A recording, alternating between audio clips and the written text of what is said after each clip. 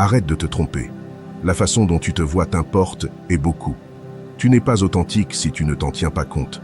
Tu es négligente envers toi-même. Chaque jour que tu sors dans le monde avec une image improvisée, tu envoies un message. Je ne me respecte pas, je ne me prends pas au sérieux.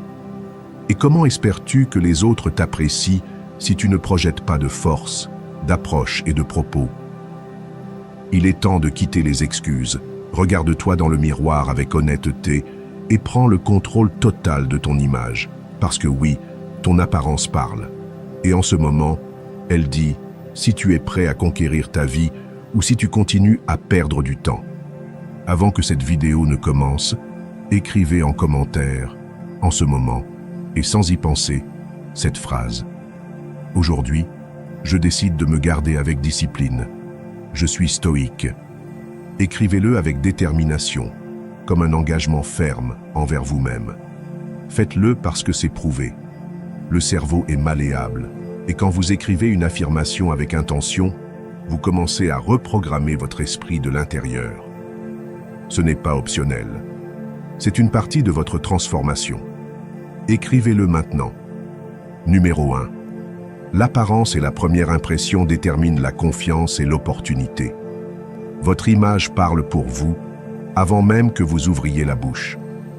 En quelques secondes, les gens décident de faire confiance, de respecter ou d'ignorer. Ils ne le font pas de manière consciente. Ils le font par instinct. C'est pourquoi, chaque fois que vous franchissez une porte, que vous montez sur une scène, que vous entrez dans une pièce, ou simplement que vous marchez dans la rue, vous envoyez un message. Et ce message, de nombreuses fois, définit si vous êtes pris au sérieux ou si vous êtes ignoré. Ce n'est pas une question d'être le plus beau ou d'avoir la robe la plus chère. Il s'agit d'être aligné avec votre identité, votre objectif et votre vision. La façon dont vous vous déplacez, la façon dont vous vous sentez, la façon dont vous marchez, la façon dont vous regardez. Tout cela crie au monde qui vous êtes réellement. Si vous marchez courbé, avec un regard bas, avec des pas hésitants et une énergie éteinte, vous dites sans mots « Je ne crois pas en moi ». Mais si vous marchez droit, avec un regard franc, un visage serein et une énergie vive, vous dites « Je suis prêt, je suis concentré, je suis engagé ». L'image est une énergie projetée. Et quand cette énergie est chargée d'intention et de discipline, les portes s'ouvrent sans que vous les touchiez. Ce n'est pas de la magie, c'est une perception humaine. C'est pourquoi, si vous voulez qu'il vous respecte, commencez par vous respecter vous-même. Si vous voulez qu'il vous écoute, présentez-vous d'abord comme quelqu'un qui mérite d'être écouté. Si vous voulez des opportunités, montrez d'abord que vous êtes prêt à les saisir. Le monde observe, analyse et décide. Tout cela avant que vous ne disiez un mot. Si rapide, si brutal, et aussi si puissant, si vous l'utilisez à votre avantage. Et voici la question que vous devez vous poser chaque jour. L'image que je projette est-elle alignée avec la personne que je veux être? Parce que s'il y a une incohérence, les opportunités disparaissent. Si vos vêtements disent désordre, si votre visage transmet du stress, si votre corps crie de fatigue, alors vous sabotez votre propre message. Mais si vous vous visez avec intention, si votre langage corporel transmet de la clarté, et si votre attitude est soutenue par des habitudes solides, alors votre présence sera inoubliable. La discipline n'est pas seulement intérieure. C'est visible, c'est noté, c'est ressenti. Quelqu'un de discipliné n'a pas besoin de crier sa valeur, il l'irradie. Une personne concentrée n'a pas besoin de convaincre les autres car sa cohérence la soutient. L'élégance n'a rien à voir avec le luxe, mais avec la dignité. La présence ne dépend pas du physique, mais de la concentration. Alors décidez aujourd'hui que chaque fois que vous sortez dans le monde, vous le ferez comme une déclaration silencieuse que vous savez qui vous êtes et où vous allez. Ne sous-estimez pas le pouvoir d'une bonne posture. N'ignorez pas la force d'un regard ferme. Ne sous-estimez pas l'impact d'une énergie centrée. Parfois, l'opportunité que vous attendez n'arrive pas parce que vous ne projetez pas que vous pouvez la gérer. Mais quand votre image externe devient un reflet clair de votre esprit concentré et de votre caractère ferme, tout change.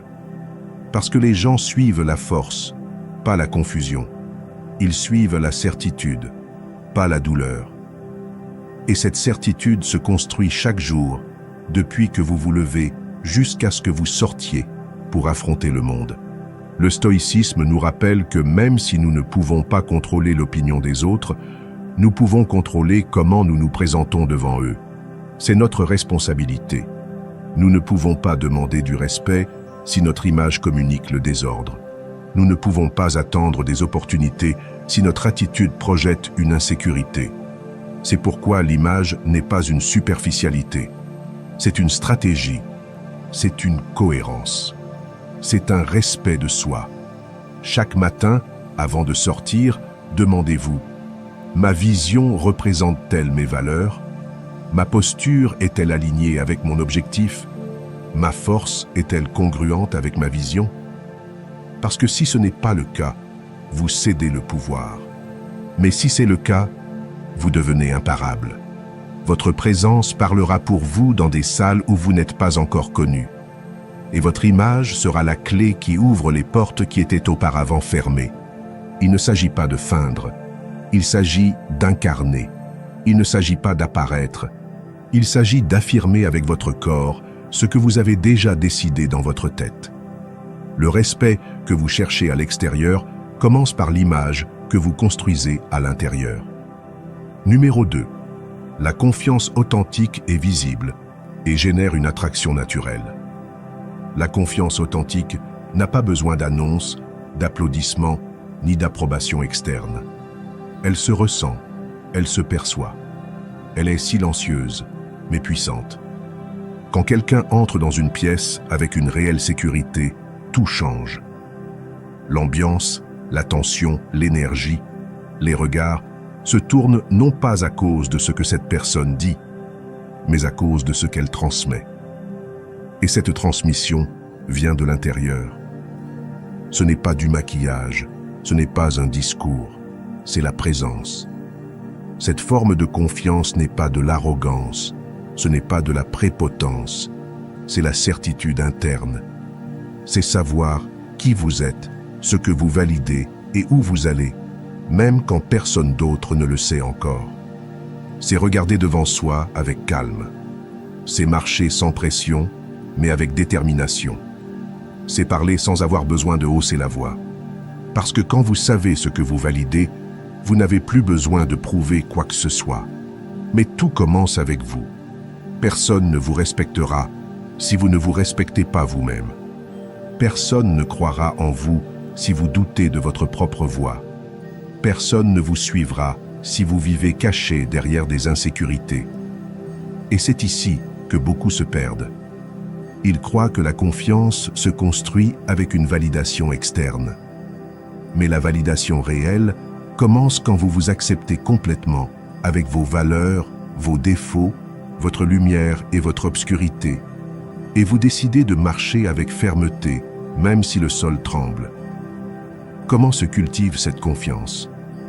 Dans le silence, dans votre dialogue interne, dans la façon dont vous parlez quand personne ne vous écoute plus, dans la façon dont vous vous regardez dans le miroir chaque matin, dans la façon dont tu te lèves quand tu tombes, dans la façon dont tu choisis de ne pas te rendre, même si personne ne le voit, dans la façon dont tu te soutiens émotionnellement quand la vie ne coopère pas. C'est là qu'est née la vraie sécurité. Parce que tu sais que tu es capable, parce que tu as confiance dans ta préparation, parce que tu comprends qu'il n'y a pas besoin d'être parfait pour être valable. Le corps ne ment pas. Et c'est pour ça que le langage corporel est le réflexe le plus honnête de ton esprit. Une épaule droite, un regard ferme, une respiration posée, tout cela envoie un message clair. Je suis en contrôle. Je suis en paix. Je suis présent. Et quand cela devient ton habit, ton état naturel, alors tu n'as plus qu'à fingir. Tu es. Visualise-toi comme quelqu'un qui a le droit d'être dans le lieu où il est. Ne demande pas de permis pour exister. Ne cherche pas à s'adapter. Fais que ta seule présence affirme que tu sais ce que tu as, que tu es préparé, que tu l'as travaillé, que tu le portes à l'intérieur. Cette visualisation n'est pas une fantaisie. C'est un entraînement mental. Chaque pensée que tu répètes sur toi-même est une ordre directe au subconscient. Si tu répètes des doutes, tu planteras une insécurité. Mais si tu répètes des affirmations de pouvoir et d'intérêt, tu verras comment ton énergie change, ta façon de parler, ta façon de bouger. Les gens notent cela parce que tous, conscientement ou inconsciemment, nous gravissons vers ceux qui transmettent la stabilité, la clarté et la confiance. C'est automatique. C'est pourquoi la confiance authentique ne te donne pas seulement la paix intérieure, mais te transforme en un imant de respect, d'admiration, d'opportunité. Parce que pendant que d'autres cherchent à attirer l'attention, tu l'attraches simplement. L'étoïcisme nous rappelle que la vraie force est de dominer l'intérieur, pas de contrôler l'extérieur. Quand tu apprends à dominer tes pensées, tes émotions et tes perceptions, tu projettes une sérénité qui impacte tous autour de toi. La confiance ne vient pas de ce qui se passe à l'extérieur, mais de ce que tu construis à l'intérieur. Tu n'as pas à être bruyant pour être fort. Tu n'as pas à te dépasser pour avoir de la présence. Ce que tu as besoin, c'est de te connaître, de t'accepter et d'avancer avec cohérence. Et si tu tombes, ne te casse pas. Réveille-toi avec plus de courage, car chaque tombe est une opportunité pour te montrer que ton valeur ne dépend pas de ce que tu accomplis, mais de comment tu t'adresses aux défis. Respire profondément. Réveille ton visage. Ressens tes pieds fermés sur le sol. Fais un contact visuel sans peur. Laisse ton énergie parler pour toi. Tu n'as pas besoin de convaincre personne si tu t'es déjà convaincu toi-même. C'est l'arrêt de toute confiance. Et quand tu te transformes en cette version de toi, le monde n'a pas d'autre option que de répondre avec respect, car celui qui s'apprécie sera inévitablement apprécié. Numéro 3. Visualise des objectifs clairs et spécifiques pour ton image et ton bien-être. Tout commence avec une vision claire. Si tu ne sais pas avec précision comment tu veux te voir, te ressentir ou vivre, alors n'importe quel chemin paraît valide, même celui qui t'éloigne de ta meilleure version. L'erreur la plus commune, c'est de vouloir des résultats sans définir les objectifs. Nous disons « je veux m'améliorer », mais qu'est-ce que ça signifie? Plus d'énergie? Une meilleure posture? Plus de sécurité? Si tu ne le définis pas, tu n'y arrives pas. Parce que ce qui ne peut pas être mesuré ne peut pas être amélioré. La clarté, c'est le pouvoir. Chaque jour que tu retiens cette définition, c'est un jour perdu dans des efforts dispersés. Ce n'est pas suffisant de dire « je vais m'en occuper plus ». C'est inutile. Tu as besoin de définir. Je vais me réveiller à 6 heures du matin tous les jours. Je vais m'entraîner 3 fois par semaine. Je vais maintenir ma posture élevée en marchant. Je vais mieux m'hydrater. Je vais projeter la sécurité avec ma façon de parler. Ces petits objectifs concrets et constants créent des résultats visibles. Et ce qui est visible génère de la confiance. Et la confiance, c'est l'attraction. Ton image n'est pas un accident. C'est le reflet direct de tes décisions quotidiennes. La façon dont tu t'habilles, dont tu prends soin de toi, dont tu te nourris, dont tu t'endors et dont tu te parles mentalement. Tout cela construit ce que le monde voit. Tu te rends compte? L'image ne se maquille pas. Elle s'entraîne. C'est pourquoi, si tu ne fixes pas des objectifs clairs pour ton bien-être, tu laisses ta présence entre les mains du hasard. Et le hasard n'a jamais été un bon concepteur d'images. La planification est ton arme. Si tu n'as pas de temps pour prendre soin de ton corps, de tes émotions et de ton esprit, alors tu déclares que ce n'est pas une priorité.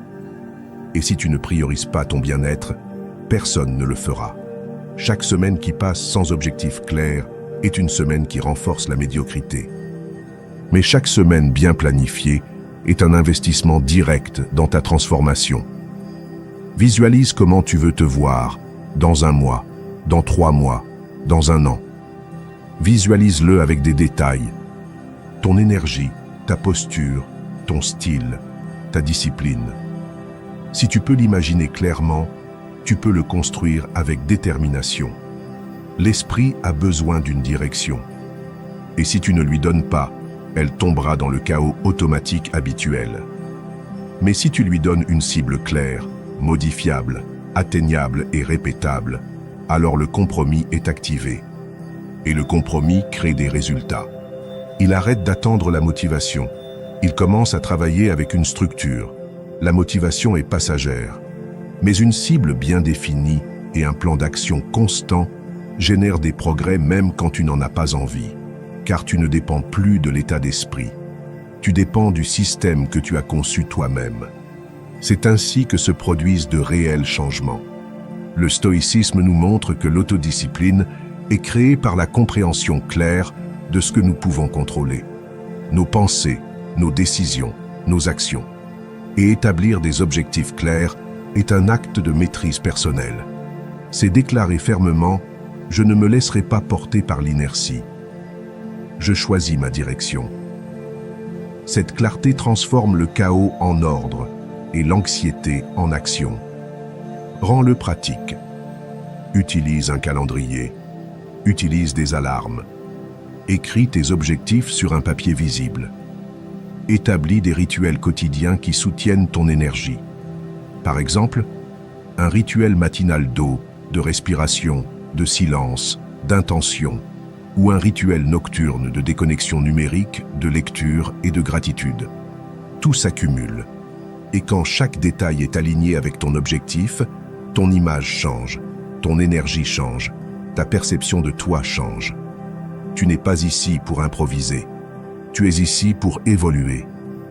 Mais l'évolution n'arrive pas par désir. Elle arrive par conception. Alors, définis ta routine, ta présence, ton futur. Sois précis, sois méticuleux, sois intentionnel. Parce que plus clair est ton objectif, plus facile sera de t'y engager. Et plus rapidement, tu verras des résultats qui te motiveront encore plus. Quand le monde voit ta transformation, certains penseront que c'était de la chance. D'autres penseront que c'était de la magie. Mais tu sauras la vérité. C'était de la planification. C'était de la constance. C'était de la vision. C'était de l'engagement. Et surtout, c'était le résultat d'avoir arrêté de vivre en pilote automatique et d'avoir pris le contrôle de ta propre vie. C'est la vraie beauté, celle qui est née de la concentration. Numéro 4. La confiance en soi se construit face à la peur et en avançant toujours. La peur n'est pas éliminée en attendant. Elle se dissout en marchant. Et plus tu t'éloignes de ce que tu crains, plus tu deviens fort. Mais quand tu décides d'avancer, même avec le cœur qui bat fort, avec la voix tremblante ou avec 1000 doutes dans la tête, quelque chose en toi s'active, le courage. Et le courage, comme un muscle, se renforce avec la répétition. C'est pourquoi, chaque fois que tu décides d'agir, malgré la peur, tu construis quelque chose de plus grand que le courage. Tu construis l'autoconfiance. Souvent, nous espérons nous sentir prêts à agir. Nous espérons que la douleur se dissipe, que l'anxiété disparaisse, que tout soit en ordre. Mais ce moment arrive rarement. La vérité, c'est que le progrès ne naît pas de l'attente, mais de l'action. L'action est le remède le plus puissant contre l'insécurité. Chaque pas que tu fais, même s'il est petit, change ton approche. Tu passes d'imaginer tout ce qui peut mal tourner à expérimenter ce qui se passe réellement. La peur vit dans l'esprit, mais l'action la confronte à la réalité et l'enferme. Quand tu choisis d'affronter un défi, même si tes jambes envoient un signal direct à ta tête, je peux faire ça. Tu n'as pas besoin de faire des sauts gigantesques, tu n'as qu'à avancer. Un pas, puis un autre, et le lendemain, un autre. L'autoconfiance ne se gagne pas dans les discours ni dans les pensées positives. Elle se gagne sur le champ de bataille, dans les moments inconfortables, dans les décisions que tu préférerais éviter, mais que tu choisis d'affronter. Rappelle-toi que chaque fois que tu cèdes à la peur, tu perds du terrain intérieur. Ta zone de confort devient plus étroite. Tu commences à te sentir faible, non pas parce que tu l'es, mais parce que tu t'es habitué à fuir. Mais quand tu décides de briser ce cycle, quand tu décides qu'il est temps d'arrêter de te cacher, quand tu choisis d'agir même sans motivation, c'est à ce moment précis que ta transformation commence. Fais-le de manière inconfortable, fais-le avec peur, mais fais-le, fais cette proposition, regarde dans les yeux, exprime cette opinion, saisis cette opportunité, parle à cette personne, inscris-toi à cette activité, car chaque action est une déclaration. Je suis prête à grandir. Et la croissance ne se produit pas dans le confort. Elle se produit à la limite de ta résistance émotionnelle. Elle se produit là où commence le défi. Le stoïcisme nous rappelle que la peur n'est pas notre ennemi, mais un maître qui révèle où se trouvent nos limitations mentales. Pour les stoïciens, le courage est une vertu, non pas parce qu'il signifie l'absence de peur, mais parce qu'il implique la maîtrise de soi. Si la peur te dit « arrête-toi » et que tu choisis d'avancer avec force, tu exerces le contrôle sur ton propre esprit. Et c'est le véritable pouvoir. Tu n'as pas besoin de te sentir sûr de toi pour commencer. Commence, et la sécurité viendra comme résultat. N'attends pas de te sentir courageux, agis, et la valeur émergera du mouvement. Car ce qui te bloque le plus n'est pas la peur, mais la paralysie, la passivité, l'immobilisme. Et quand tu choisis de bouger, tu choisis de grandir. Visualise la personne que tu veux devenir. Comment elle agit face à la peur, comment elle répond aux défis, comment elle s'avance vers ce qu'elle évitait auparavant. Imagine cette version de toi, confrontant la vie avec détermination. Maintenant, comprends cela. Chaque fois que tu choisis d'agir avec courage, tu te rapproches de cette version. Tu la construis. Ce n'est pas un saut, c'est un processus. Et cela commence avec chaque pas que tu fais en avant. Arrête d'attendre des garanties, car tu n'en as pas besoin. Tu n'as qu'une seule décision à prendre. Aie confiance que ce qui apparaît comme un mur se transformera en un escalier lorsque tu l'affronteras. Et si tu tombes, relève-toi. Et si ça fait mal, respire. Mais continue. Parce que tout ce que tu veux se trouve de l'autre côté de ta peur. Et la seule façon d'y parvenir est de traverser. Agis avec détermination. Respire avec fermeté. Fais de l'encouragement une habitude quotidienne. Et tu verras comment ton monde intérieur s'épanouit. Ta confiance grandit. Et ta capacité à atteindre ce que tu proposes devient inévitable. C'est ce qui se passe quand tu décides d'avancer sans demander la permission à la peur. Numéro 5. Agisse comme si tu étais la personne que tu veux être. Accélère ta transformation. Agir comme si ce n'était pas feindre, c'est s'entraîner. C'est décider consciemment que tu vas te comporter comme la personne que tu veux être, même avant de te sentir totalement prêt. Parce que c'est la réalité. N'attends pas que la confiance arrive pour agir. Agis et la confiance viendra. Tu n'as pas besoin de te sentir réussi pour te comporter comme quelqu'un de réussi. Tu n'as qu'à commencer. Imiter consciemment les comportements de ta meilleure version est l'une des façons les plus puissantes d'accélérer ta transformation interne.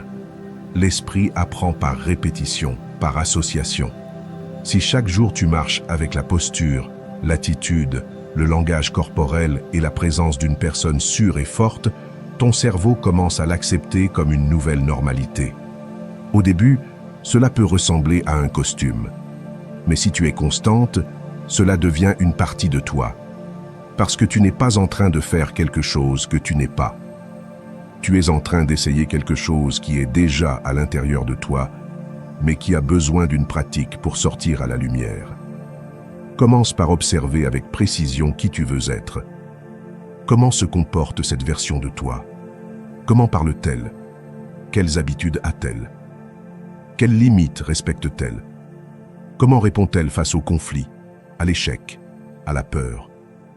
Quelle décision prend-elle? Maintenant, prends cela en compte. Adopte cette posture. Parle avec cette conviction. Établis ces habitudes. N'attends pas de te sentir motivé. Agis comme si tu avais déjà la force que tu construis. Chaque habitude compte. Chaque répétition laisse une marque. Chaque jour où tu agis, depuis ton idéal, tu réchauffes ton esprit. Parce que ton identité n'est pas gravée dans la pierre. Elle se forme chaque jour avec tes décisions. C'est pourquoi, quand tu choisis d'agir comme si tu étais déjà discipliné, comme si tu étais déjà résilient, comme si tu avais déjà le contrôle de toi-même, tu programmes ton esprit pour que ces qualités émergent et se consolident. Ne te méprends pas. Ce n'est pas de l'arrogance ni de l'illusion. C'est une stratégie mentale. Parce que si tu agis comme quelqu'un qui est décontracté, incertain et faible, c'est ce que tu finiras par être. Mais si tu agis comme quelqu'un qui est engagé, fort et déterminé, tu te construis par l'action. Et l'action l'emporte toujours sur la pensée stagnante. Les résultats viendront en conséquence de ta répétition disciplinée. L'autoconfiance n'apparaît pas immédiatement. Elle se cultive jour après jour, dans la manière dont tu choisis de te comporter, même lorsque le doute est présent. Et le plus intéressant, c'est que les autres le perçoivent aussi. Parce que le monde répond à ce que tu projettes. Si tu agis comme quelqu'un qui mérite du respect, le respect viendra. Si tu agis comme quelqu'un de préparé, les opportunités se présenteront. Si tu agis comme quelqu'un qui est déjà apprécié, la vie commencera à te rendre cette même appréciation. Le stoïcisme enseigne que nos actions sont plus importantes que nos émotions. Tu peux ressentir de la peur, mais si tu agis avec courage, tu es courageux. Tu peux ressentir du doute, mais si tu agis avec clarté, tu es ferme. Feindre n'est pas malhonnête si l'objectif est de croître. C'est un entraînement émotionnel. Et plus tu le fais, plus cela devient naturel. Tu n'as pas besoin d'avoir tout résolu pour commencer. Tu as seulement besoin de décider.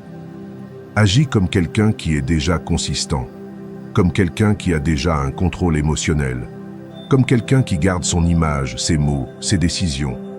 Et dans peu de temps, cela ne sera plus un comme si, mais un comme ça. Parce que la pratique ne t'entraîne que toi. Elle te transforme. Regarde-toi dans le miroir et n'espère pas te reconnaître au début, mais reste là, chaque jour, avec des actions petites, fermes, répétées. Visualise cette meilleure version de toi comme ton standard, pas comme un rêve éloigné. Vise aujourd'hui avec les habitudes, la présence et la mentalité de celui qui a déjà accompli ce que tu es en train de construire. Parce que si tu pratiques suffisamment, tu finiras par y croire. Et quand tu y crois, tu l'es. Numéro 6.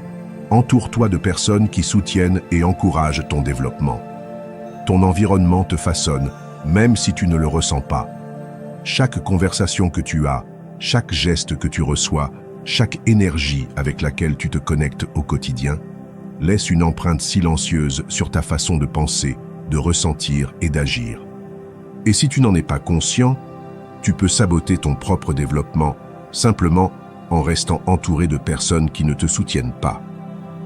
Les personnes avec lesquelles tu passes le plus de temps finissent par influencer ta perception du monde et, plus important encore, ta perception de toi-même. C'est pourquoi, si tu veux grandir, tu as besoin d'être entouré de personnes qui t'élèvent, pas qui te tirent vers le bas. Il existe des relations qui te nourrissent, qui te défient avec amour, qui t'inspirent à être meilleur sans te dire directement ce qu'il faut faire. Être proche d'une personne disciplinée t'incite à organiser ta vie. Être proche d'une personne positive te pousse à remettre en question tes plaintes. Être proche d'une personne courageuse te rappelle que tu peux affronter tes peurs. Le bon environnement agit comme un miroir qui reflète ce que tu peux devenir. Mais il y a aussi des personnes qui, sans intention malveillante apparente, éteignent ta flamme intérieure. Elles se moquent de tes objectifs. Elles minimisent tes progrès. Elles transmettent leur peur, leur cynisme ou leur confort. Parfois, elles ne te le disent pas directement, mais tu le ressens. Chaque fois que tu es avec elles, tu te sens plus confus, plus fatigué, plus déconnecté de ton objectif. Et si cela se produit souvent, il y a une décision que tu dois prendre. Protéger ton énergie. Cela ne signifie pas haïr, juger ou déprimer qui que ce soit.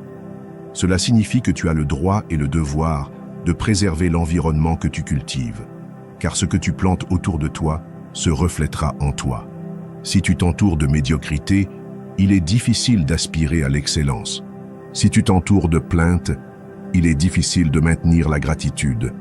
Si tu t'entoures de peur, tes doutes se propageront. Mais si tu t'entoures de personnes visionnaires, disciplinées, enthousiastes à l'idée de grandir, ta vie change, ton esprit s'épanouit, ton mental se renforce. Entoure-toi de ceux qui croient en toi-même lorsque tu as des doutes. Entoure-toi de ceux qui célèbrent ton évolution sans jalousie. Entoure-toi de ceux qui te corrigent avec amour, non pour contrôler, mais pour t'aider à ne pas te détourner. Cherche ces âmes qui sont également en chemin, qui ne sont pas parfaites, mais qui sont engagées. Parce que grandir en communauté est plus puissant que de le faire seul. Quand l'environnement te pousse, tu avances plus vite, plus fort et avec plus de clarté. Et si aujourd'hui tu sens que tu es seul dans ce processus, commence à te transformer dans cet environnement positif. Sois la personne dont tu as besoin. Sois cohérente, constante, intègre, et tu verras comment, petit à petit, tu attireras ceux qui vibrent sur cette même fréquence. Parce que l'énergie se reconnaît, le similaire se trouve, et quand tu es bien avec toi, naturellement tu commences à filtrer ce qui ne correspond pas à ton évolution. Le stoïcisme montre qu'on ne peut pas contrôler les autres, mais on peut décider avec qui on partage notre temps et notre attention. Choisir ton environnement est une façon de savoir pratique. C'est mettre des limites. C'est élever ton standard. Ce n'est pas d'être élitiste, c'est d'être conscient. Ce que tu permets autour de toi influence ce que tu construis à l'intérieur. Fais un récapitulatif honnête. Qui t'impulse? Qui te draine? Avec qui tu peux parler des objectifs, des habitudes, des objectifs? Et avec qui tu parles seulement de rumeurs, de plaintes et d'excuses? Cette évaluation n'est pas pour juger, mais pour décider. Décide aujourd'hui de nourrir tes relations avec intention. Dédicace plus de temps à ceux qui t'inspirent et moins à ceux qui t'éteignent. Pas pour l'égoïsme, mais pour la santé mentale et pour le respect de ton processus. Et si tu n'as pas encore ce cercle de personnes, continue de travailler sur toi. Parce que quand tu te transformes en quelqu'un qui irradie la clarté, la cohérence et l'intention, l'environnement correct n'arrivera qu'à toi. Pas par chance, mais parce que ton évolution intérieure se manifestera aussi à l'extérieur. Au final, il ne s'agit pas seulement de croître, mais de croître accompagné de ceux qui se construisent. C'est le vrai pouvoir de l'environnement. Numéro 7. Compte-t-il? Compare-toi à toi-même, pas aux autres. Compare-toi à ce que tu étais, pas à ce que les autres semblent être. Parce que chaque fois que tu tournes la tête pour regarder à côté et mesurer ta valeur selon les passages des autres, tu perds ton approche, et sans approche, il n'y a pas de progrès. La comparaison externe est une trompe subtile. On dirait qu'elle te motive, mais en réalité, elle t'éloigne de toi. Elle t'incite à chercher l'approbation, à agir pour impressionner, à vivre pour accomplir avec des attentes les objectifs de l'autre. Et plus tu le fais, plus tu t'éloignes de ce qui t'importe. Ton propre développement, ton seul point de référence valide, c'est toi-même. Ta compétence réelle n'est pas dans les réseaux sociaux, ni dans le bureau, ni dans ton environnement. C'est dans l'espace. Demande-toi, aujourd'hui, je suis plus discipliné qu'hier. Aujourd'hui, j'ai plus de clarté, plus de tremblement, plus d'approche. J'ai avancé d'un pas, même si c'est petit, par rapport à ma dernière version. Si la réponse est oui, alors tu vas bien, parce que c'est le vrai jeu. Le reste, c'est le bruit. Peu importe à quelle vitesse les autres avancent, tant que tu avances dans la bonne direction. Le succès, ce n'est pas la vitesse, c'est la cohérence. Ce n'est pas la popularité, c'est l'authenticité. Et quand tu décides de te mesurer uniquement à toi-même, quelque chose de puissant s'active. L'ego se réduit, l'envie disparaît, et la vraie motivation apparaît, celle qui est née du but et non du jugement. Cela ne signifie pas que tu ignores les autres. Cela signifie que tu les observes sans mesurer ta valeur en fonction d'eux. Tu peux admirer sans te comparer. Tu peux apprendre sans te sentir inférieur. Tu peux applaudir les réussites des autres sans remettre en question les tiennes. Parce que chaque chemin est différent. Chaque processus a son rythme. Chaque personne a des batailles que tu ne vois pas. Définis tes propres métriques. Qu'est-ce que cela signifie pour toi d'être élu? Comment te vois-tu passer une bonne semaine? Quelles habitudes veux-tu améliorer? Quel type de personne es-tu en train de construire? Et ensuite, mesure-toi par rapport à cela, pas par rapport à ce que les autres montrent. Rappelle-toi, ce que tu vois d'eux n'est que la vitrine, pas l'archive. Et toi, tu travailles depuis le fond, depuis la racine. L'auto-amélioration demande de la valeur, parce que cela implique d'être brutalement honnête avec soi-même. Voir ses ombres, ses excuses, ses répétitions, et se dire « je vais m'améliorer ». Pas parce que c'est bien, mais parce que je le dois. C'est la vraie motivation, le compromis avec soi. Et ce compromis est ce qui génère des résultats durables, pas des impulsions instantanées. Les stoïcismes montrent que le sage ne se laisse pas perturber par la fortune des autres, car son standard de vie ne dépend pas de l'extérieur. Il vit selon sa raison, sa vertu, son devoir envers lui-même. Il ne cherche pas à être meilleur que les autres. Il cherche à être plus intègre qu'hier. C'est cette compétence qui transforme. Parce que ce n'est pas de gagner à tout prix, c'est de ne pas se trahir. Quand tu agis avec cette clarté, tu arrêtes de vivre pour l'applaudissement et tu commences à vivre avec un but. Tu n'as pas besoin qu'il te voie, tu as besoin que ton âme se sente en paix. Et cette paix arrive quand tu sais que tu fais le bon choix, même si personne ne le remarque. Quand tu sais que tu avances, même si d'autres arrivent plus vite. Parce que tu ne cours pas une carrière, tu construis une vie, pas à pas, avec intention. Chaque jour est une opportunité pour te dépasser, pas pour dépasser qui que ce soit. Chaque habitude que tu gardes, chaque distraction que tu évites, chaque choix que tu fais en pleine conscience est un acte de pouvoir personnel. Et ce pouvoir se multiplie quand tu arrêtes de chercher la validation et que tu commences à chercher la cohérence. Challenge ton moi d'hier, améliore ton approche, affine tes actions et ne le fais pas par reconnaissance, mais par respect pour toi-même. Parce qu'à la fin de la journée, l'unique applaudissement qui m'importe vraiment est celui que tu peux te donner en silence, sachant que tu avances avec fidélité vers la personne que tu as décidé d'être. Numéro 8.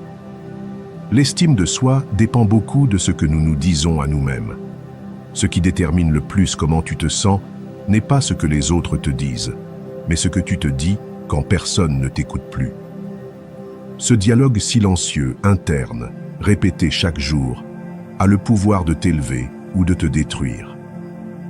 Tu peux vivre entouré de personnes qui t'apprécient, mais si tu te critiques constamment, si tu parles avec dureté, si tu te vois comme insuffisant, alors aucune parole extérieure ne suffira, car la voix que tu écoutes est la tienne.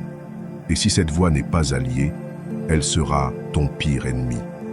Souvent, nous pensons que l'estime de soi est une conséquence de ce que le monde nous renvoie, des applaudissements, de l'acceptation, de la reconnaissance.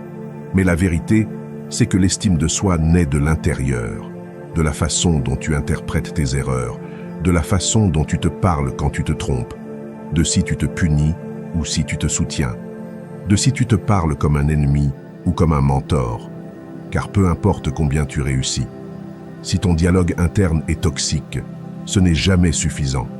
Il y aura toujours un « tu aurais pu faire mieux », un « tu n'es pas à la hauteur », un « tu as encore échoué ».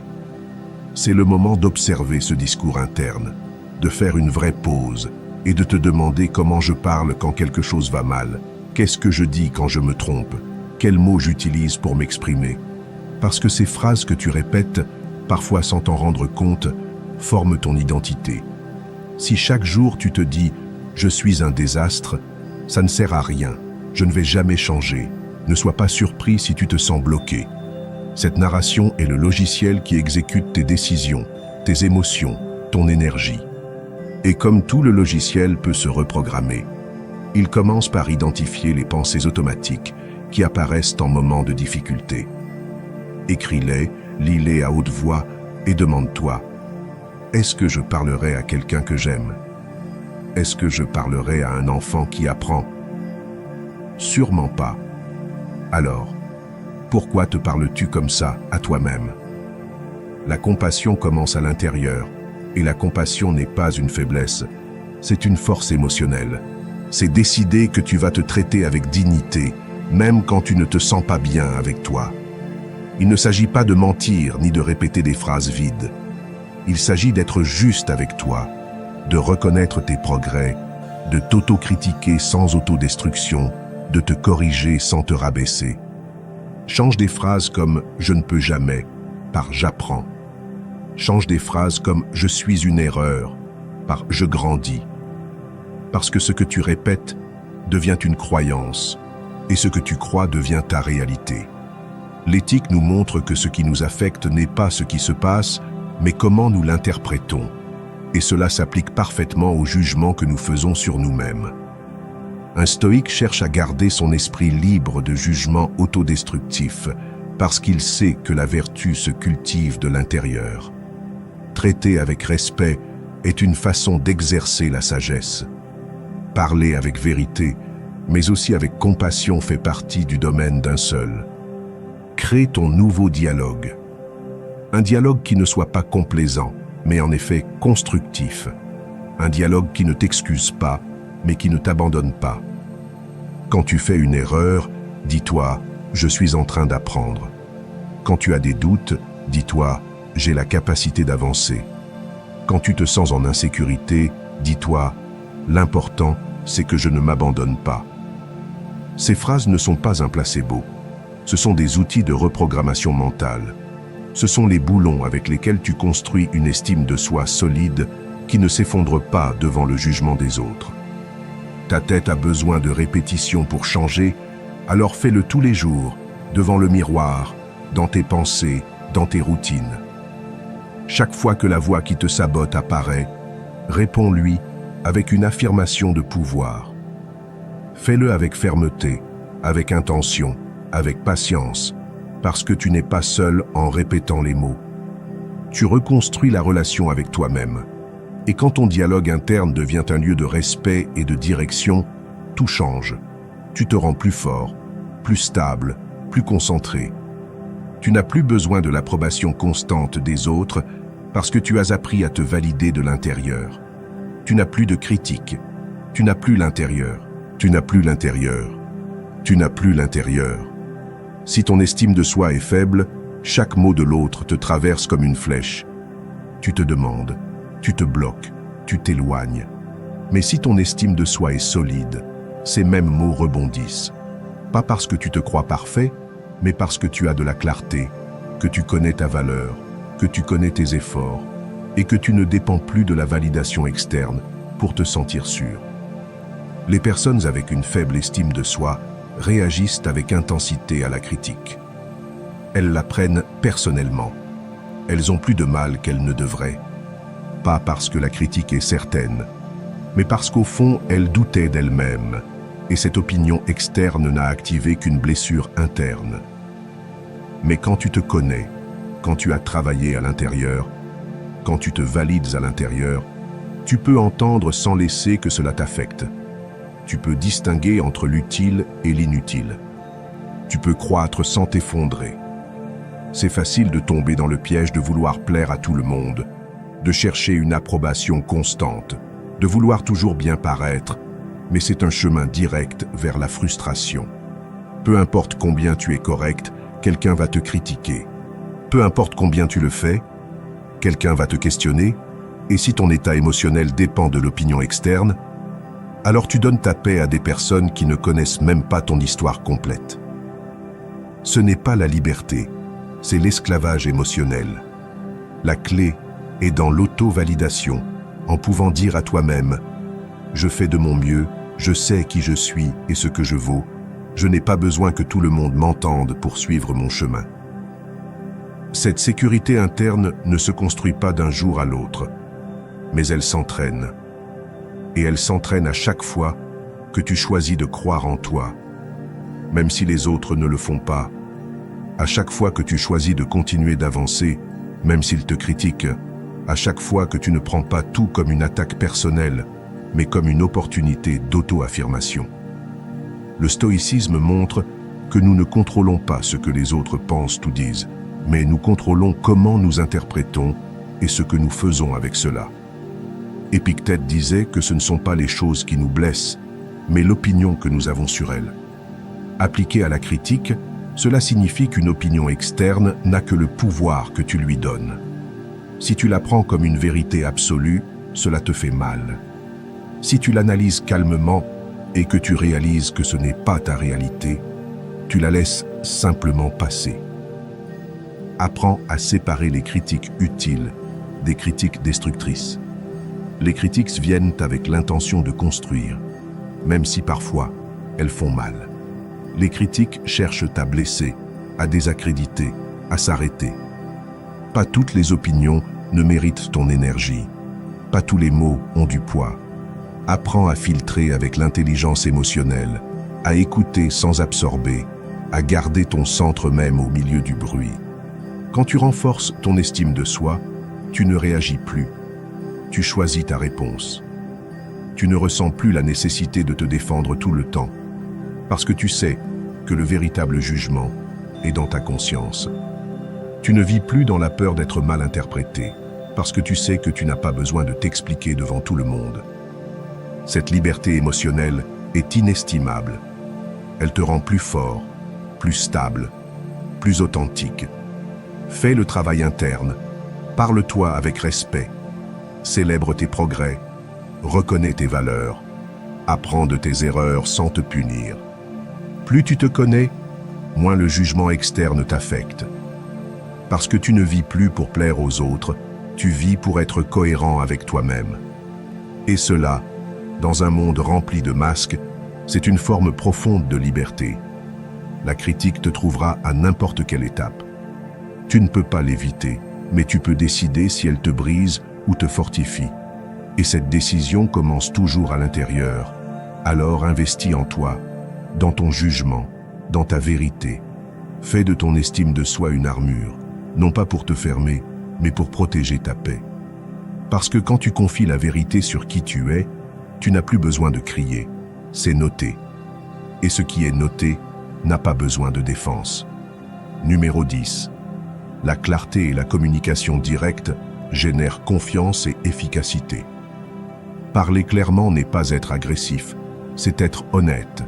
Et être honnête n'est pas être agressif, c'est être courageux. La plupart des conflits, des malentendus et des frustrations ne naissent pas de mauvaises intentions, mais d'un manque de clarté.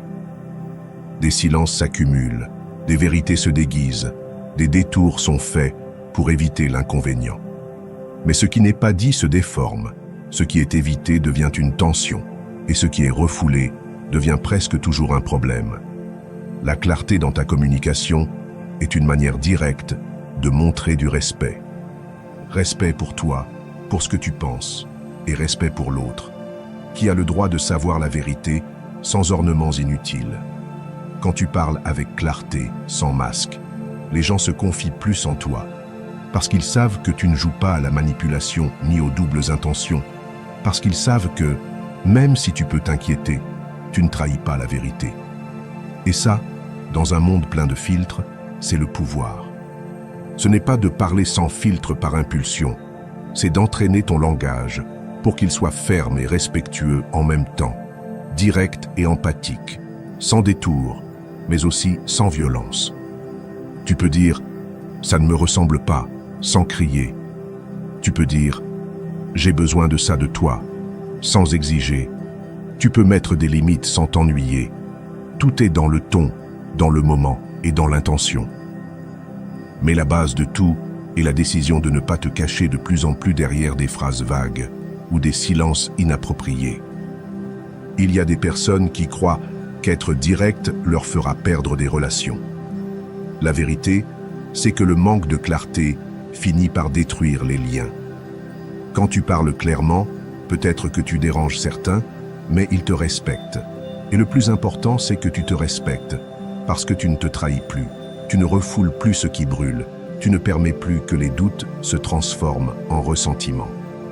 La communication claire libère. La clé, c'est de pratiquer. Avant de parler, demande-toi ce que je veux réellement communiquer, ce dont j'ai besoin pour que l'autre comprenne. Je le dis depuis la réaction ou depuis l'intention. Ainsi, tu développes une communication consciente non basée sur l'impulsion, mais sur le but. Et petit à petit, tu deviens une personne fiable, respectée, écoutée. Pas par le volume de ta voix, mais par la clarté de tes mots. Les stoïcismes enseignent que nous devons parler seulement quand ce que nous disons est mieux que le silence et quand nous le faisons. Que ce soit avec vérité, avec logique, avec calme, pas par impulsion, pas pour démontrer, mais pour construire. La parole est un outil puissant. Utilise-la pour construire, pour guider, pour libérer. Ne l'abandonne pas dans tes suppositions indirectes ou évasives.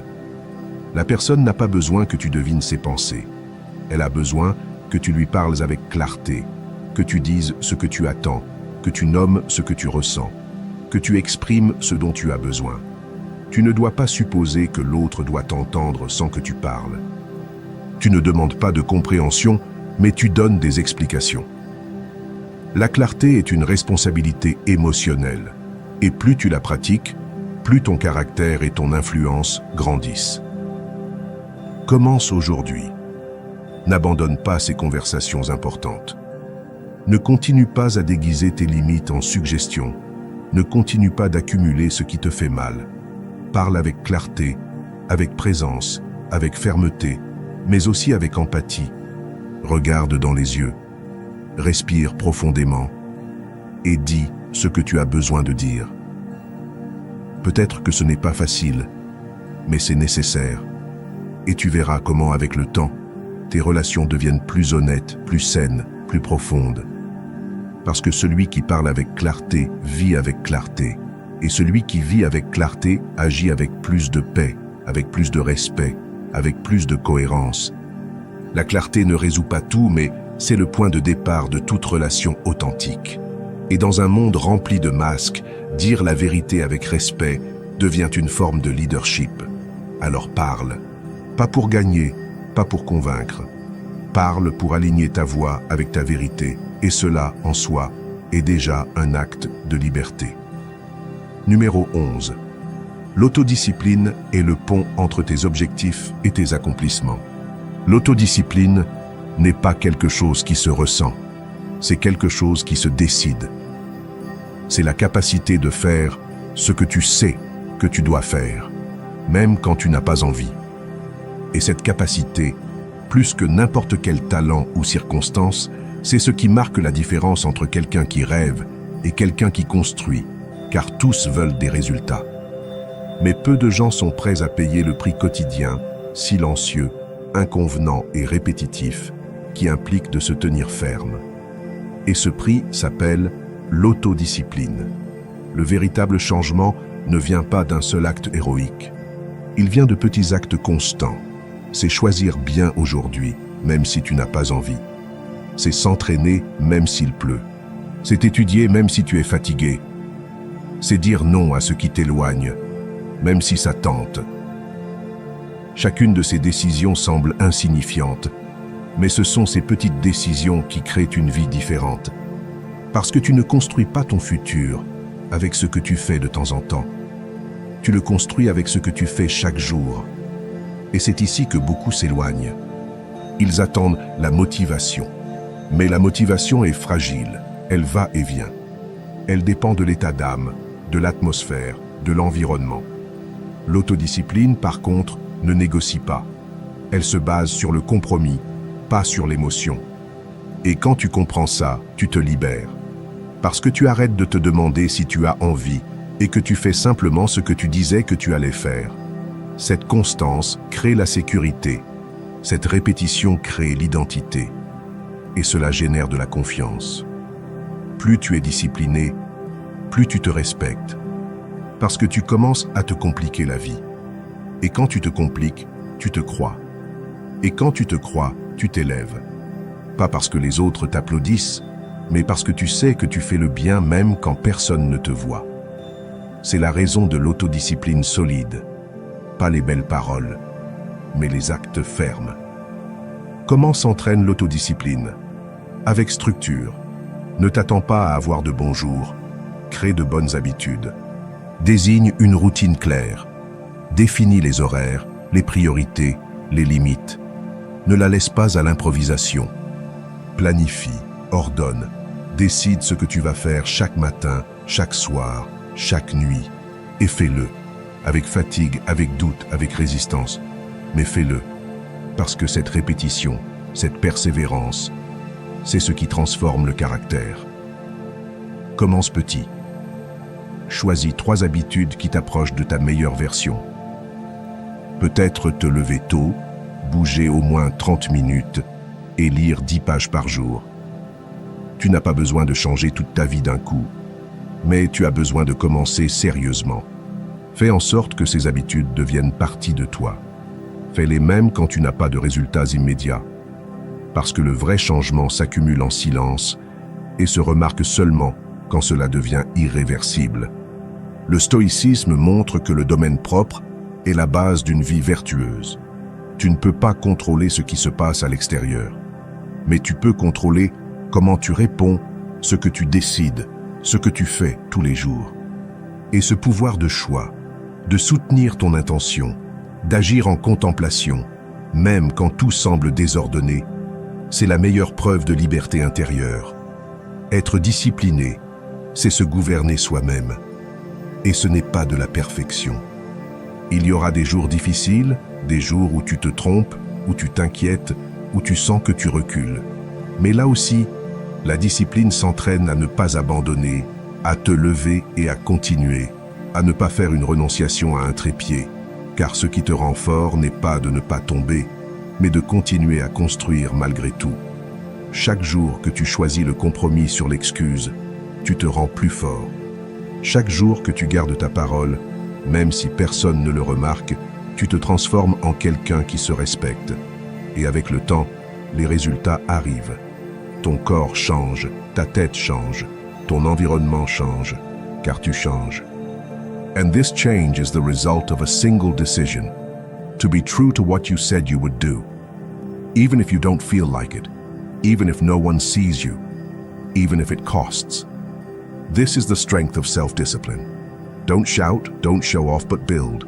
And what you build, no one can take away from you, because it doesn't depend on the occasion, nor on the environment, nor on recognition. It depends on you, only on you.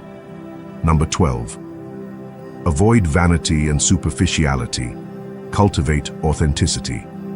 There is nothing emptier than a beautiful image without depth. We live in a time where many prefer to appear before being, where more is invested in a designer dress than in a good conversation, where luxury cars are prioritized, but character is neglected.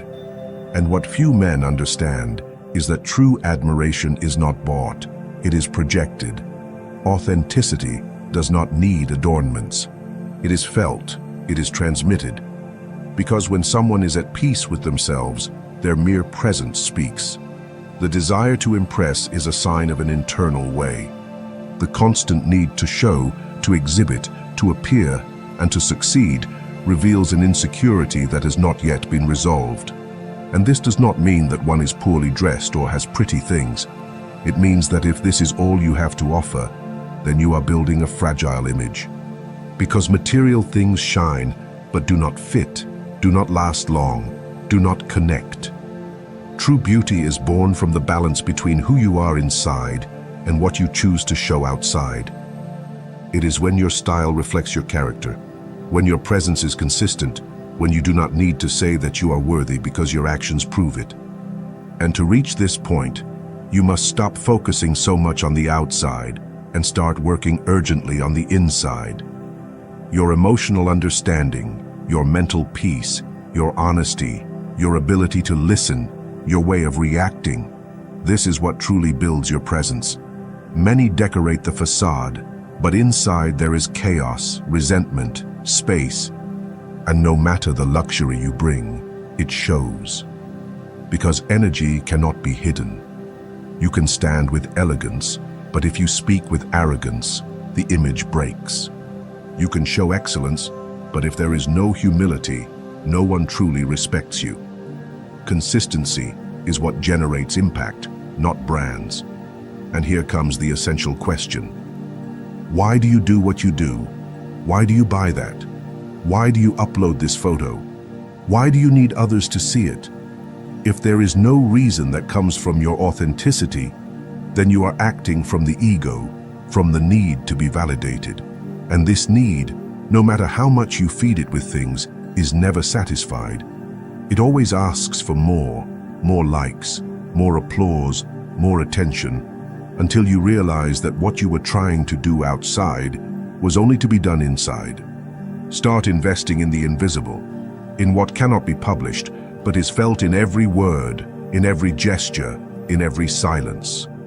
Invest in your personal development, in your peace, in your knowledge, in your control, in your ability to be alone without feeling empty.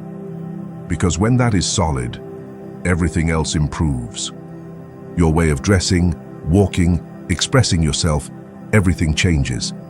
Because it is no longer to appear, it is to express what you already are. Stoicism teaches that the outside is indifferent if it is not accompanied by virtue. You can have wealth, but if you do not master your passions, you are a slave. You can have beauty, but if you lack temperance, you are vulnerable. What matters is not what you have, but what you do with it. Ce n'est pas ce que tu montres, mais ce que tu soutiens dans la difficulté. Sois honnête avec toi. Demande-toi si ce que tu montres au monde reflète ton vrai moi. Et si ce n'est pas le cas, retourne à toi. Tu n'as pas besoin de plus de choses. Tu as besoin de plus de vérité, de plus d'intention, de plus de propos. Parfois, la plus grande liberté est de ne pas devoir démontrer rien, de marcher en silence, mais avec la présence, de vivre en simplicité, mais avec profondeur, d'être en paix, même si personne ne le voit. Construis de l'intérieur, brille de ton authenticité, pas pour impressionner, mais pour inspirer. Parce que quand ce que tu es de l'intérieur est en harmonie avec ce que tu montres de l'extérieur, tu n'as pas besoin d'ornement. Tu te rends inoubliable. Et ça ne s'achète pas. Numéro 13. La veste est l'uniforme de ton identité et de ton objectif. Chaque jour, quand tu choisis ce que te mettre, tu racontes une histoire. Peut-être que tu ne dises qu'une seule parole, mais ta veste a déjà parlé pour toi. Elle a parlé de ton niveau d'ordre, de ton énergie, de ton identité, même de ton niveau de respect envers toi-même et envers les autres. Parce que te vestir n'est pas un acte superficiel. C'est un acte d'intention. C'est un réflexe de comment tu te vois et de comment tu veux que le monde te perçoive. Ce n'est pas une mode, c'est un message. Te vestir sans intention est un risque silencieux. Peut-être que tu ne le sens pas, mais d'autres le sont. Parce que les gens perçoivent ta présence avant de percevoir tes capacités. Si ta veste communique un chaos, une dépréciation ou une insécurité, tu fermes les portes sans t'y rendre compte. En revanche, si tu projettes attention, clarté et objectif dans ta veste, tu dis sans mots « je suis prêt, je suis présent, je suis engagé ». Tu as besoin d'une cohérence. Tu n'as pas besoin d'une dernière tendance, tu as besoin d'une conviction. L'objectif, ce n'est pas d'impressionner, c'est de réfléchir. Réfléchir ta vision, ton approche, ta préparation. Et ça commence à la maison, devant l'armoire. Demande-toi, cette veste représente qui je veux être. Renforce mon message ou le contredit. Parle d'un jeu intentionnel ou d'un jeu improvisé. Parce que ce que tu portes peut t'élever ou te saboter. Et dans un monde visuel, ça n'importe pas. Prends le contrôle. Fais un nettoyage conscient de ton armoire. Laisse seulement ce qui te renforce. Élimine ce qui ne représente plus ton chemin. Organise des combinaisons qui s'alignent avec tes objectifs et avec le style de vie que tu veux construire. Et veste-toi avec un but, même si personne ne va te voir ce jour. Parce que la veste n'impacte pas seulement à l'extérieur, elle impacte aussi à l'intérieur. Quand tu te dresses avec intention, ta tête le remarque, ta posture change, ta énergie s'élève. Tu te regardes dans le miroir et tu vois la cohérence entre ce que tu ressens et ce que tu montres. Ça renforce ton estime de soi, ça te rappelle ton standard, ça te connecte avec ta vision. Ce n'est pas de la vanité, c'est une stratégie, c'est une identité projetée. Et ce n'est pas seulement important ce que tu portes dans les jours spéciaux, c'est encore plus puissant dans les jours communs. Quand tu choisis de t'arranger, de te dresser bien, même si tu n'as pas une grande réunion, tu envoies un message à toi-même. Je marche, je respecte mon processus. Parce que souvent, tu n'as pas besoin d'une raison externe pour te maintenir. Tu as besoin d'une raison interne. Et cette raison doit être ton objectif. Le stoïcisme nous montre que la vertu doit se refléter dans tous les aspects de la vie, même à l'extérieur. Pas comme une forme d'ostentation, mais comme un acte d'ordre et de cohérence. If you work on your mind, your character, your energy, then your image expresses it too. Because the wise man is not aware of the details, for he knows that every detail has the power to transform. And if someone tells you that it doesn't matter, that it's superficial, remember that the way you present yourself can open or close doors even before you can speak. And it's not about increasing, it's about expressing, communicating without speaking, making your image an extension of your internal truth. So don't dress to please, dress to affirm. Don't dress to be approved, dress to be consistent. Every piece of clothing you choose should remind you of where you're going, what you represent, and who you choose to be. Make your clothes a uniform of purpose, because when what you wear strengthens you from within, everything around you starts to change. Your image is your silent business card. Make it say something powerful. Make it reflect who you are and who you are building. You don't need much. You only need intention. And with that intention, even the simplest clothing becomes a symbol of your commitment to your best self. Number 14. Aligning your appearance with your purpose propels your personal and professional growth. Every day, when you choose what to wear, you tell a story. Maybe you only say one word, but your clothing has already spoken for you. It has spoken of your level of order, your energy, your identity, even your level of respect for yourself and others. Because clothing is not a superficial act. It is an act of intention. It is a reflex of how you see yourself and how you want the world to perceive you. It's not about fashion, it's about a message. Clothing without intention is a silent risk. Maybe you don't notice it, but others do. Because people perceive your presence before they perceive your abilities. If your clothing communicates chaos, insecurity, you close doors without realizing it. On the other hand, if you project attention, clarity, and purpose in how you carry yourself, you say without words, I am ready, I am present, I am committed. You don't need an expensive outfit. You need consistency. You don't need the latest trend. You need conviction. The goal is not to impress. It's to reflect. Reflect your vision, your approach, your preparation. And it starts at home, in front of the wardrobe. You ask yourself, does this clothing represent who I want to be? Does it reinforce my message or contradict it? You speak of an intentional I or an improvised I, because what you wear can elevate you or sabotage you. And in a visual world, it matters. Take control. Do a conscious clean out of your wardrobe. Keep only what strengthens you. Eliminate what no longer represents your path. Organize combinations that align with your goals and with the lifestyle you want to build. And aim for yourself with a purpose. even if no one is going to see you that day. Because clothing impacts not just the outside, it also impacts the inside. When you dress with intention, your mind notices, your posture changes, your energy rises. You look in the mirror and see the consistency between what you feel and what you show. It boosts your self-esteem, reminds you of your standard, connects you with your vision. It's not vanity, it's a strategy, it's a projected identity. Et ce n'est pas seulement important ce que vous portez lors des jours spéciaux, c'est encore plus puissant lors des jours ordinaires. Quand vous choisissez de vous soigner, de bien vous habiller, même si vous n'avez pas de grandes réunions, vous envoyez un message à vous-même. Je marche.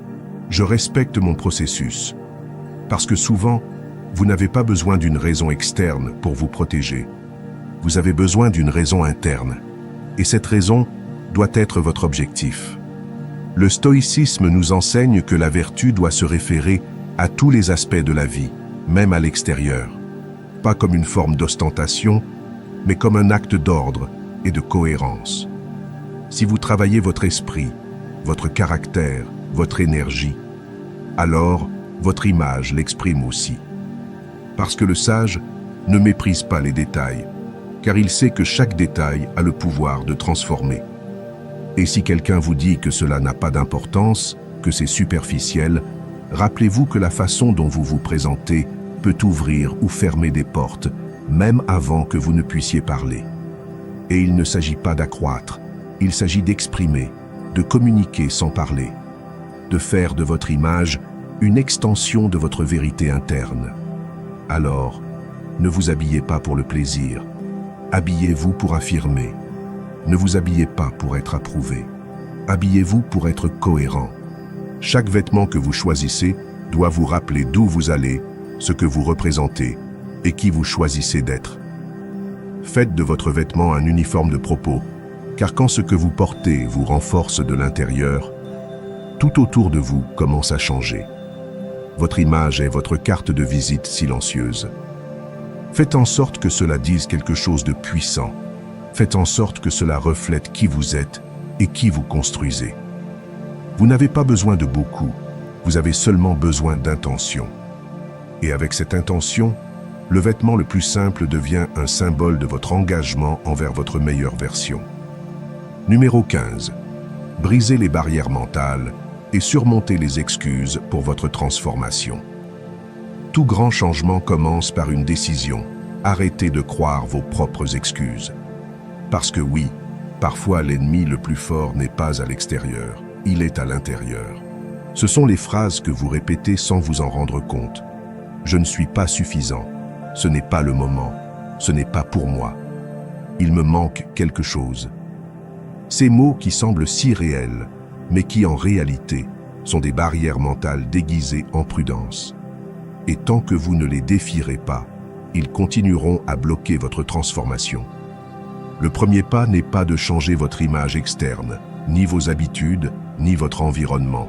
Le premier pas est de rompre avec cette voix interne qui vous sabote, cette voix qui cherche à vous protéger de l'inconfort, mais qui en réalité vous enferme dans une zone de confort qui devient peu à peu une prison. Et la seule façon de vous libérer est d'observer avec une honnêteté brutale, en regardant clairement quelles excuses vous répétez, quelles histoires vous racontez, quelle peur vous nourrissez par votre inaction. L'inconfort fait partie du chemin. Le développement ne se sent pas bien au début, car il implique de quitter d'anciennes identités, de confronter les vacances, de prendre de nouvelles décisions. Mais cet inconfort est un signal d'avancement. C'est une preuve que vous avez une limitation mentale. Et c'est là, juste là, où vous devez rester. Non pas pour souffrir, mais pour briser, pour traverser cette barrière invisible qui vous a toujours enfermé. Vous n'avez pas besoin de motivation, vous avez besoin d'action, car l'action est ce qui change votre esprit. Chaque fois que vous agissez malgré la peur, vous reprogrammez votre subconscient. Chaque fois que vous avancez malgré la douleur, vous générez une nouvelle preuve, et cette preuve devient une nouvelle confiance. Mais si vous continuez à espérer vous sentir prête, vous n'allez jamais commencer. Parce que la tête va toujours essayer de vous protéger du changement. pas parce qu'elle est mauvaise, mais parce qu'elle est entraînée pour vous garder en sécurité. Mais vous n'êtes pas venu pour rester en sécurité. Vous êtes venu grandir. Comparez-vous moins, concentrez-vous plus. Parce que pendant que vous perdez de l'énergie à regarder ce que les autres font, vous perdez un temps précieux pour faire ce que vous devez faire. Chaque personne a son processus, son histoire, son rythme. Mais tous, absolument tous, avons une chose en commun. Nous faisons face à des barrières mentales. La différence réside dans ceux qui les utilisent comme excuses et ceux qui les transforment en impulsions. Pratiquez des affirmations positives, non pas pour vous tromper, mais pour vous entraîner. Parce que votre dialogue interne a besoin d'une nouvelle narration. Dites-vous des choses qui vous renforcent. Je suis capable, je peux le faire, même si cela me met mal à l'aise. Chaque pas me rapproche, je décide d'avancer. Ces phrases, répétées avec intention, commencent à être enregistrées dans votre esprit. Et quand vous changez votre langage interne, vous changez vos actions. Et quand vous changez vos actions, vous changez votre destin. Le stoïcisme enseigne que vous ne devez pas craindre la douleur, mais l'étanchéité, qu'il n'y a pas de vertu dans le confort, mais dans la force de confronter le difficile avec courage. Sénèque disait que ce n'est pas que les choses sont difficiles, et c'est pour cela que nous n'agissons pas, mais que nous n'agissons pas, et c'est pour cela qu'elles deviennent difficiles. Alors agissez, même si cela vous met mal à l'aise, même si ce n'est pas parfait, même si vous avez des doutes. Parce que la vraie transformation n'est pas pour ceux qui attendent le moment idéal, c'est pour ceux qui agissent maintenant. Chaque jour, vous avez deux options. Croire à vos excuses ou croire en votre capacité à changer. Et ce choix, même s'il semble minime, définit toute votre vie. Alors, choisissez avec conscience. Arrêtez de vous demander si vous pouvez. Commencez à démontrer que oui, petit à petit, pas à pas, sans perfection, mais avec détermination. Détruisez vos barrières mentales. Elles ne sont pas réelles. Ce ne sont que des pensées répétées que vous avez acceptées comme vérité. Mais vous pouvez choisir une nouvelle narration. Vous pouvez décider d'avancer. Vous pouvez être plus fort que votre excuse la plus confortable. Et quand vous le faites, quand vous choisissez le mouvement au lieu des doutes, tout commence à changer. Parce que vous arrêtez de vivre piégé et vous commencez à vivre en liberté. La liberté de celui qui ne croit plus à ses limites, mais qui les défie chaque jour. Si vous êtes arrivé jusqu'ici, vous avez déjà fait le premier pas. Prenez-vous au sérieux. Maintenant, démontrez-le.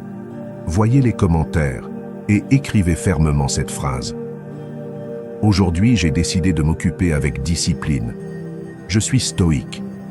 Faites-le comme une déclaration de pouvoir, comme une marque dans votre esprit que vous ne perdrez plus de temps.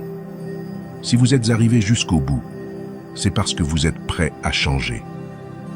Maintenant, enregistrez-le dans votre subconscient en l'écrivant. Qu'il soit noté que cette vidéo, vous ne l'avez pas seulement vue, vous l'avez utilisée pour commencer votre transformation.